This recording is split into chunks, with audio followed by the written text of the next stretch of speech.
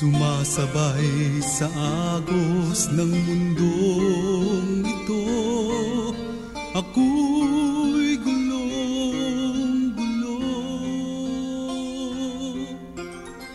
Tuburan sa panalangin, kini nga programa gimugna sa East Coast Gospel Mission, alas 6 hangtod alas 6:30 matag adlaw, aron ikaw matabangan nga maangkon ang tinuod nga kalipay, katagbawan ug kasiguruhan sa kinabuhi ug nga kahatagan sa kasulbaran ang naghingapin nga mga kabalaka, problema, mga pangutana nga sa dugay ng panahon nakahasol pag-ayo kanimo. Busa paminaw ug sa Dios ikaw panalanginan. Maayong buntag sa tanan. Salamat sa Dios sa oportunidad nga makapadayon kita sa atong buluhaton. Standby, sulod lang sa pipila ka minuto ako magapakiguban kaninyo sa atong pagpamalandong. Magaampo na kita. Amahan o Dios nga langitnon, nagapasalamat kami sa higayon, oportunidad nga gitugot na usab nimo kanamo nga makahimo kami padayon sa pag-approach diha sa imong throne of grace aron kami makapaminaw, makapamalandong sa iyong pulong. O tabangi kami o Diyos nga ang mga butang nga among madunggan, masabtan, kini maaplikar namo o magamit namo sa among pagkinabuhi day by day. Panalangini ang tanan nga paminaw karon diha sa ilang tagsa-tagsa kapanimalay, sa ilang mga radyo o sa tanan mga Facebook friends nga naga-follow karon on live, and bisan pa man Ginoo sa tanan nga makaskan diining maong pagtulunan. Kini akong gitugyan diha kanimo ba ng pagpasalamat in Jesus name. Amen. Dini nga gayon karon makapadayon kita sa pagpamalandong, no? Hapit na matapos ang tuig 2020. O nga usa kini kagasang gihatag sa Dios kanato nga padayon nato nga madunggan ang iyang balaang pulong, padayon nato nga matun-an ang iyang mga pagtulunan. Pinaagi sa Biblia, pinaagi sa atong pagbasa, pinaagi usab sa atong pagpaminaw sa mga nagawali, nagatudlo sa pulong sa Ginoo. Higala hinaot pa nga ikaw karon ang nasa mga kahimtangan, and magahisgot kita karon sa simple lang nga mga paghisgot may tungod sa pag-ila sa ato nga Ginoo about knowing God. Ang pagkilala sa Ginoo dili kini mahuman hangtod dito sa gingharian sa langit. Kilalahon pagyapon nato ang Ginoo. It's because ang atong Dios is unfathomable, no? Di siya matungkad ang iyang kaalam. Ang challenge para kanato karon, we should know our God personally, no? Personally, ang Dios usa siya ka personal being. O gusto siya magkaroon og personal nga relationship with us, with you, higala. Gusto siya na as personal nga relasyon kanimo. Aduna siya lahi, personal or nga fellowship uban kanimo. Ganahan siya magkighalubilo kanimo. Ganahan siya nga naa kay time para kaniya ug naa pod siya time, of course, para kanimo. Always ang Dios nay time para kanato. The only thing kita usay busy kaayo, wala tay time for God, no? Mo kana ang reality, to be honest. Pero atong makita sa pulong sa Ginoo ang Dios naga-desire gud siya nga ato siyang makilala, ato siya mailhan. Do di man gud perfectly mailhan nato siya, pero at least nag-develop ang atong relasyon kaniya. Do you know God personally? Sa imong pagkinabuhi gala, naa ba kay masulti about sa imong Dios? Aduna ba kay mga eksperyensya sa kinabuhi nga makasulti ikaw that you know God, nakilala mo na siya personally, na hibaluan mo na siya? Higala, aduna ba kay masulti kung nay mangutana kanimo unsa man ang imong Ginoo o unsa imong ma-describe may tungod sa imong Ginoo?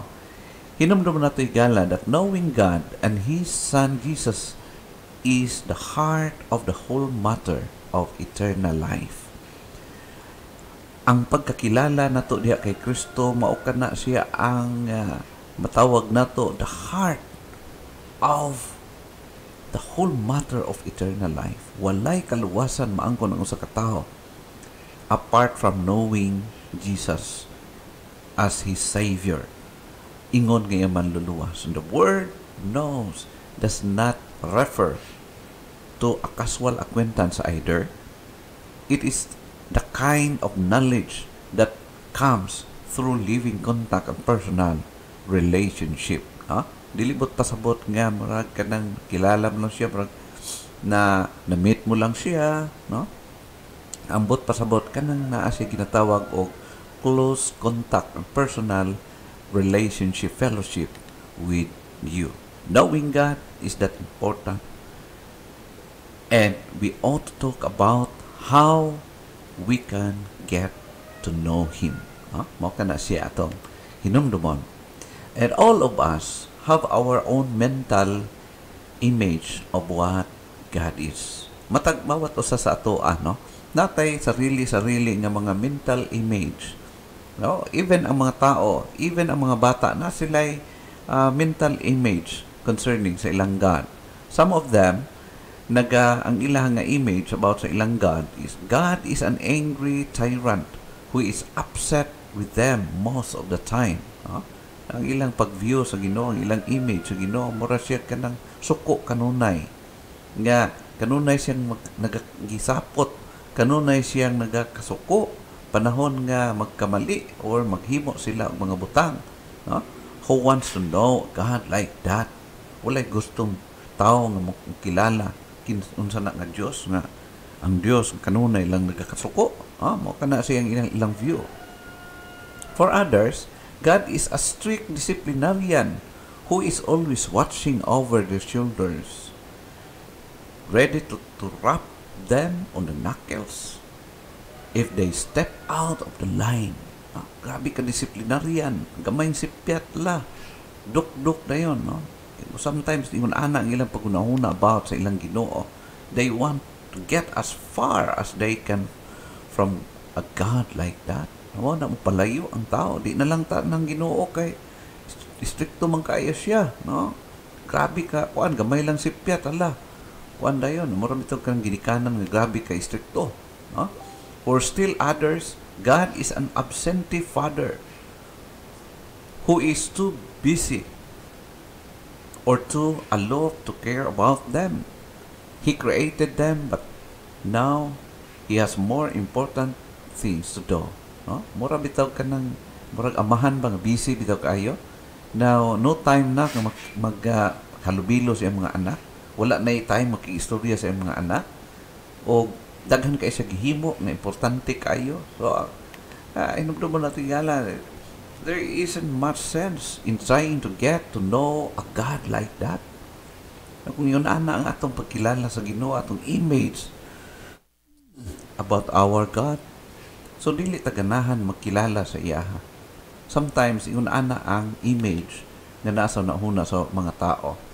And for yet others, God is like an old-fashioned great grandfather who might be nice to know, but who really wouldn't understand them or have much in common with them if they did know Him. Mura bitaw siya og kanang tigulang nga lulo o lula nga di gyud makasabot unsa ang say kani mga batanon kiat man sad, no? Kanang buluyagon ba niya ang mga kasagaran mga grandfather, grandmother sa puto na sila, gamay nga kasikas, gamay nga lihok, masuko nga na sila, madisturb na sila og dili sila gusto nga naay magsaba-saba, no?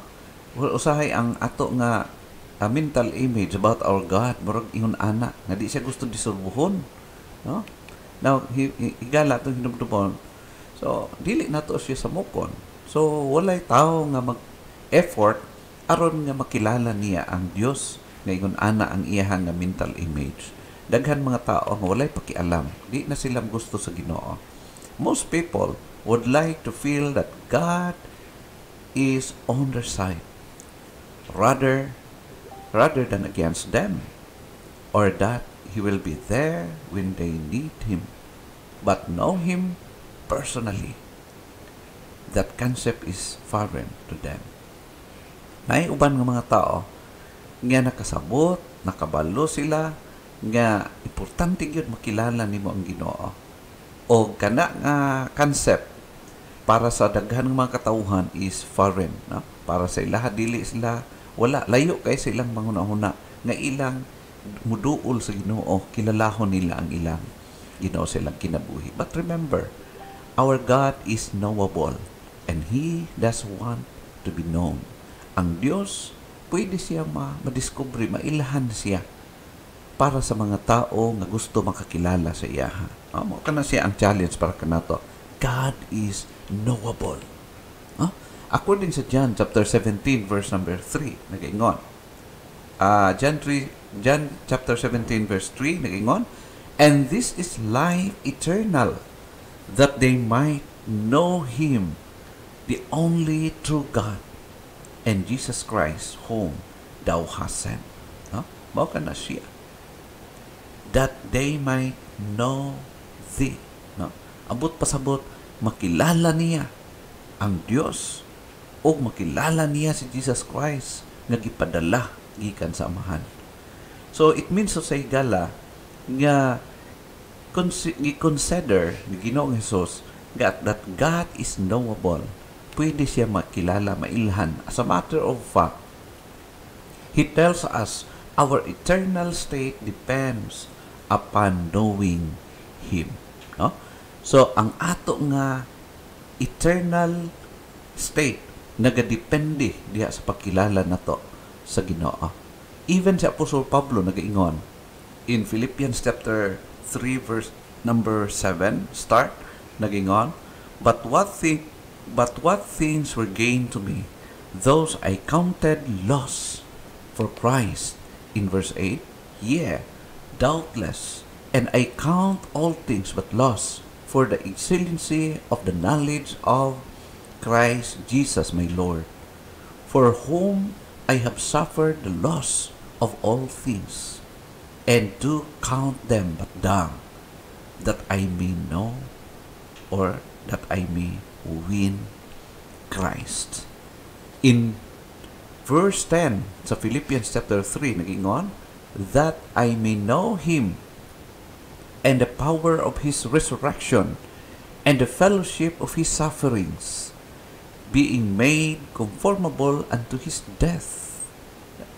Ang first praise din higala ito makita, that I may know Him, makilala ko siya, mailhan ko siya sa iyahang ginahimo, sa iyang workings, makilala ko siya, mabaluan ako ang akong Diyos. Importante kay para sa kay Apostol Pablo. The challenge for us is we should know our God personally. Now, hinumdum mo na to that the one to be known must reveal Himself. Kung gusto siya nga makilala, kinanglan mag-reveal siya sa iyang sarili. Or kung gusto ang Diyos makilala siya sa tao, of course, ang una niya himuon, magpakilala siya, magpaila siya. Of course, sigala, mao ka nagihimo sa Diyos kanato. In fact, ang ato makita din higala sa ato padayon ng pagtuon, unsa man ang pasabot, what does it mean to know somebody? Obviously, we must first know something about Him. What He is like, how He thinks, and how He is likely to act under circumstances. And that only happen when He reveals Himself for us. So, mao ka na siya, kung tag ilho na to siya, unsa iyang gusto, unsa iyang gipangunaw, unsa iyang ginahimo, the way He act, kilalahon na to siya, ilho na to siya. How does God reveal Himself? Paano man siya nagpadayag? Number 1, ato makita igala. One way is in nature. The heavens are telling of the glory of God. In nature. Natunaan nato kini in the past, part of this study. In nature. Ang nature, nagsulti siya, nag-reveal siya sa glory sa Ginoo. Bot pasabot ipaabot niya, ipasabot niya sa mga tao nga usa sa ka-glorious being. Our God is a glorious God. Ingon sa Psalm chapter 91 verse 1. He that dwelleth in the secret place of the Most High shall abide under the shadow of the Almighty. Ang kabuhatan, ang nature, nagpadayag sa iyang glory, sa iyang himaya, sa atong kalibutan. Sa atong mga mata, makita na to nga ang Dios usa siya ka gamhanan, mahimayaon na Dios. Ikaduha, He also reveals Himself in history. Kung magbasa kag history gala, makita nato nga there is God nga nagpakilala even sa dinhi sa Old Testament in Daniel chapter 4 verse number 17. Makita nato dinha, as the king of Babylon learned the Most High is ruler over the realm of mankind. So ato makita gala in history, nagpadayag siya even sa mga hari, no? Sa mga gamhanan nga mga hari during that time, powerful kings, ipadayag sa Dios ang iyang kaugalingon o ipakita niya that He was more powerful than them. Ato makita in verse number 17 in Daniel chapter 4. This matter is by the decree of the watchers and the demand by the word of the holy ones, to the intent that the living may know that the Most High ruleth in the kingdom of man, and giveth it to whomsoever he will, and sitteth up over it the base of man. Ato makita igala. Ato makita nga even si ang hari sa Babylon during this time, ato makita nga na-recognize niya nga naagid ay somebody nga nag-rule above the kingdom of man, mas powerful kaysa mga hari nini kalibutan, and that is God. So ato makita through history, the Old Testament, makita nato nga ang Dios nag-reveal sa iyang kaugalingon even ngadto kanila. Ikatulo, God reveals through His holy standards, through man's conscience. Bisan pa ang tao nga wala siya nagabasa o mga balasahon, ato makita igala nga ang Dios nagpadayag diha sa ilang mga konsensya. Ang tao, matingala ka nga ang tao, bisan pa wa siya kakilala o God, na agyapon siya konsensya, no? Of course, some of mga katawhan this time, dili nagapaminaw lang konsensya, pero naagayod, no? Naagayod ang konsensya, nagasulti kanila. Kung imo tan-aw ni gala ang pulong sa Ginoo, nagahisgot may tukdini in Romans chapter 2 verse number 14. Nagingon, for when the Gentiles which have not the law do by nature the things contained in the law, these having not the law are a law unto themselves. So, bisan wala sila'y written law nga mabasa, matun-an, pero naaghapon by nature. Makita na to, igala, nga nagapadayag ang Diyos ng kanila. In verse number 15, which show the work of the law written in their hearts.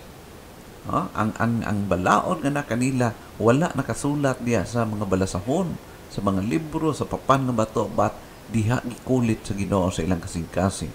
Their conscience also bearing witness, and their thoughts, the meanwhile causing or else excusing one another. Unsang gigamit?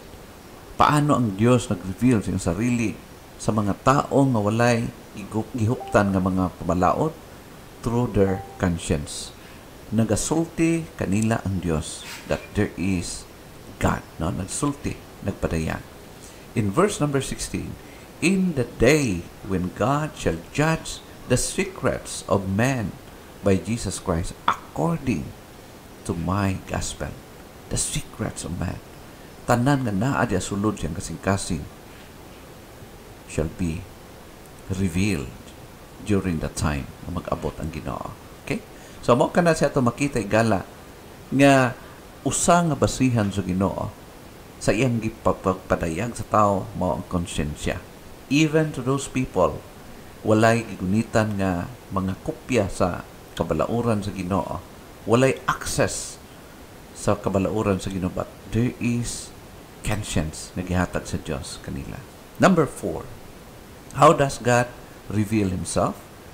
God reveals Himself through Scripture. Of course, natun-an nato kini sa milabay nato ng mga studies. Makita nato in 2 Timothy chapter 3 verse 16 and Matthew chapter 4 verse 4, no? Ang Scripture, ang kasulatan nag-reveal may tungod sa Dios. Nagpadayag ang Dios through sa Scripture. The Scriptures or the Scripture are God's word to us. They were given by the breath of His mouth. Sumala pa sa pulong sa Ginoo in 2 Timothy, ang Scripture is God's breath, no? Gininhawa sa Dios. But pasabot nagituga ka na sa Dios aron nga masabtan sa tao, makilala sa tao ang Dios. According to verse 16, all Scripture is given by inspiration of God and is profitable for doctrine, for reproof, for correction, for instruction in righteousness. I-reveal sa Diyos ang iyang sarili. In verse number 4, in Matthew chapter 4, but He answered and said, it is written, man shall not live by bread alone, but by every word that proceedeth out of the mouth of God. So ato makita igala nga ang Dios nagpakilala siya sa atong sarili gikan pa sa atong mga katigulangan. Up to this day ang Dios na pakig-istorya o nagpadayag nagpakilala siya siyang sarili ngadto sa mga tao. The only thing, ang atong part kinahanglan nga mohatag kitag effort aron ato siya makilala sa atong pagkinabuhi. In fact, in the Bible, God tells us what He is like.